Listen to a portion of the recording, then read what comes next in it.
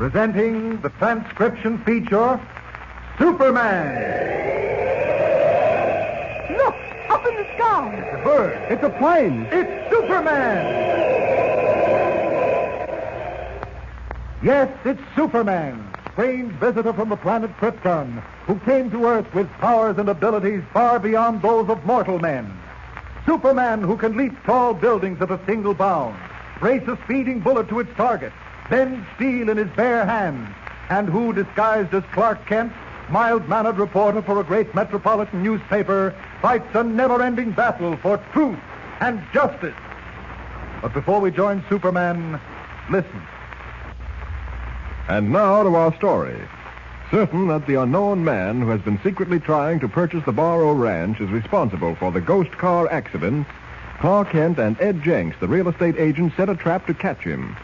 But the attempt to lure the mysterious stranger to an abandoned gold mine failed when Steve Graham, the ranch owner, came in on them unexpectedly.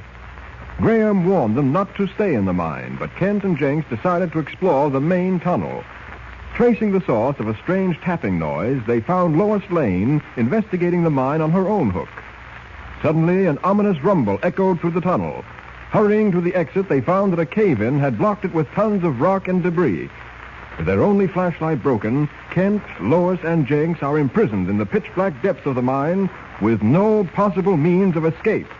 We'll suffocate down here. There's no air. She's right, Mr. Kent. Don't worry, we'll get out somehow. How can we? Clark. Oh, Clark, there's no use trying to fool me. This mine is our tomb. Oh, nonsense. I can't stand the darkness. Take it easy, Lois. Mr. Kent, we're in a tough spot. There's no other exit from this tunnel. You sure? Dead certain. Well, then we'll just have to start digging. Well, how? With our bare hands? Say, wait a minute. I just remembered something. What? That tool shed down the tunnel away where it branches off. Yes. There's a chance we might find some old picks or shovels there. Swell. Can you find your way in the dark? I reckon so, if I keep my left hand on this wall for direction. All right, we'll go with you. Lois, keep behind Jenks. I'll follow you. All right. Suppose we don't find any tools when we get there. What then? Let's not worry about that until we have to. Say, Jenks, isn't that the branch of the tunnel off to the right? Yeah, should be about here. How can you see when it's so dark? I can't see my hand in front of my face. Well, I didn't see it. I felt a draft coming from that direction. Draft? Yes. Yeah, no drafts down here. I'm not so sure, Jenks. You go ahead with Miss Lane. I'm going to explore this other tunnel. Clark, you mustn't. You'll get lost. I'll be all right. Please don't leave us. Don't worry, Lois. Now, you two go ahead. Sure. He'll be safe enough, Miss. Come on. I'll see you in a little while. Now that I'm alone, I don't have to pretend I can't see in the dark. Let's see what Superman can do about getting out of this mine. I'm going back to the cave-in. Now, let me look this over. If I push this big boulder out of the way, we can get out of here easily enough. Well, I'd better work fast before they return. All I have to do is get my shoulder under the corner of the boulder and heave. There, it's moving. Once more. That does it. Plenty of room to get out now. Uh-oh. Here they come. I better remember I'm Clark Where Kent. are you, Clark? Here I am, Lois. Oh, we couldn't find... Look! Look, light! There's an opening! Well, I'll be jiggered. We're free! Oh, let's get out of here. Come on, don't stand there gaping. We're free! I told you we'd get out. Oh, it's good to see the sun again and breathe some fresh air. But Clark, how in the world did this boulder move? You didn't do it, did you? Well, it looks harder than it really was. Yeah, shucks, man. That boulder weighs a couple of tons. Yes, I know, but it just happened to be balanced very delicately. Luckily, I was able to roll it out of the way. Oh, I'll say it was lucky. Come on, let's get away from this place. No, wait a second. I want to see if I can find out what caused that cave-in. Steve Graham warned us the timbers are about ready to give. I guess that's what happened. I wonder. What else could it have been? Well, there have been other mysterious accidents around here, you know. Clark, you don't think someone actually caused the cave-in? It's possible. Well, how, Clark? Well, now, let's see. That heavy beam supported the roof of the entrance. If that could have been pulled out of position... Let's take a look at it. Well, see that? What? What do you say to this, Jenks? I don't see what you're referring to. That mark around the beam. I'll be jiggered. Looks like the mark from a rope. Exactly. I wish you two would stop being so mysterious. What are you talking This about? mark is important, Lois. Someone must have looped a rope around the end of the beam and pulled it out of place. Well, maybe Superman could have done it, but nobody else. Any man could have done it if he had a horse. That's right. He just winds the other end of his rope round the pommel of his saddle and get the horse to do the pulling. Now, let's see about that. There should be some hoof prints around. Here they are. No, miss. Those prints are from a horse that was standing still. They want prints from a horse that was doing some hard pulling. Here, look at this. Sure enough. You see that, miss? Those prints are deep. Dirt's all dug up where the horse strained again the rope. Yes, and that same strain must have left a pretty clear mark on the pommel of his saddle. Now, if we can find a saddle pommel with fresh rope marks on it, I think we'll be a long way towards solving this case. Let's get back to the ranch. What about my horse? He'll find his way to the barrow, miss. Yes, you better come along with us. Here we are. Lois? All right.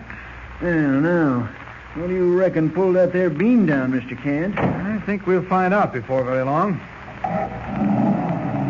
Well, here we go.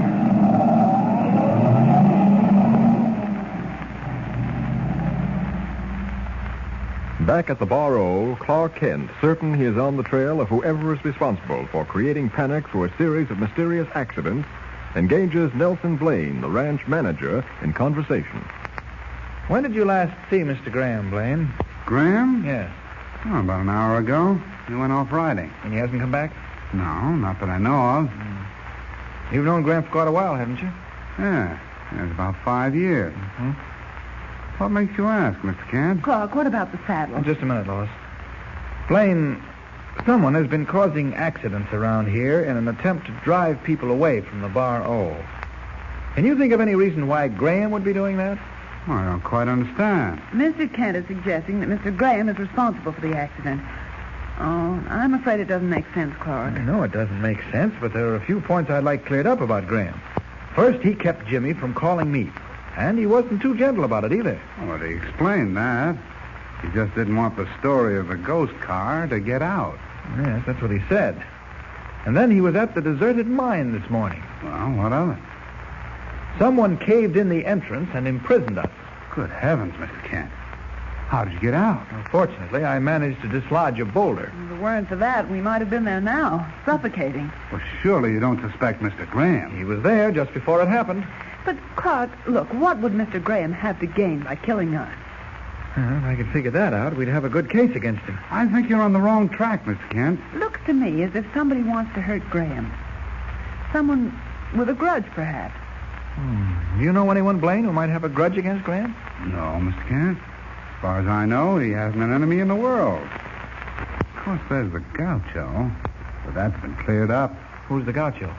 Oh, you haven't met Alfredo, have you?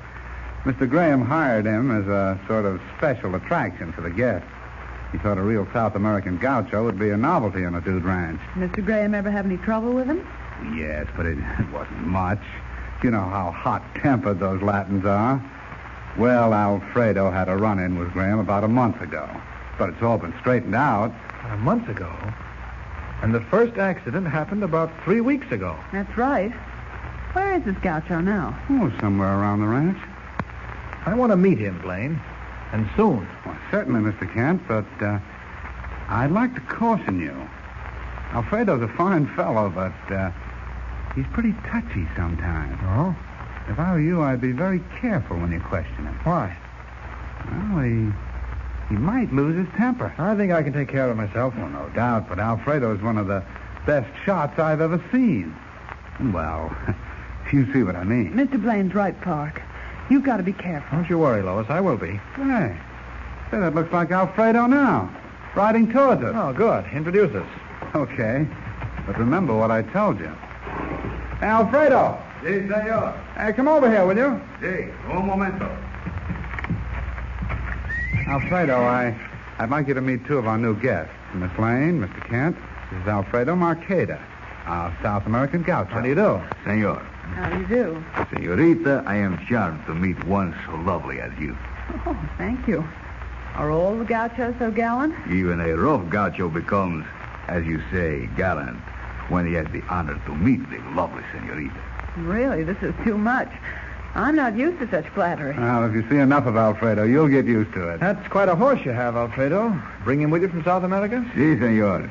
Blanco was raised in the Pampas. That is where the best horses in the world come from. Looks as if you've been doing some hard riding. When Alfredo is in the saddle, he rides hard. But Blanco does not mind. He's a beauty. Will it be all right if I pet him? He won't mind, will he? Blanco is a true son of South America, senorita. With the ladies, he is always gentle. Oh, what a beautiful saddle. Tell me, Alfredo, when you were riding, did you pass the old mine? The mine, senor? Yes. Bob, just look at this saddle. It's simply magnificent. Yes, very nice. You haven't looked at it. Yes, I did. Come over here. It's worth seeing. In a minute, Lois. I just want to have a few words with Alfredo. You can talk to him later. When the lady insists, a man can only give in, no? Yeah, it looks that way. Excuse me, will you? I'll be back in a minute. Go right ahead, senor. All right, Lois. Now, what's so remarkable about this saddle? Pretend to admire it. What? Just look at the workmanship. Look at this, too. At what? Yes, it is remarkable. Look at the pommel. Those marks. Pommel. Lois, you're right. Those are rope marks. Same sort of marks we saw on the beam at the mine. And they were made recently, too. Lois, this may be the break we've been waiting for. Well, it looks as though Lois has found the first important clue to the mystery of the Bar O. Fresh rope marks on the pommel of Alfredo's saddle. Is the hot-tempered gaucho responsible for the accidents that have been plaguing the Dude Ranch? And how will he react when Kent accuses him? Don't miss the next revealing episode. Tune in and follow the story with the Superman.